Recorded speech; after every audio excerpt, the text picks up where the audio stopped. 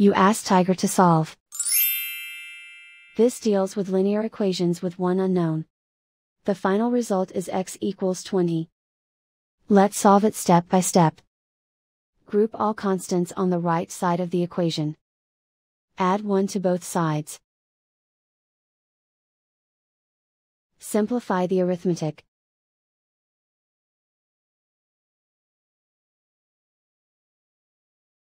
Isolate the x. Multiply both sides by 4. Group like terms. Multiply the coefficients. Simplify the fraction.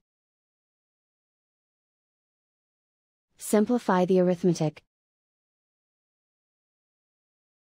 And so the final result is x equals 20.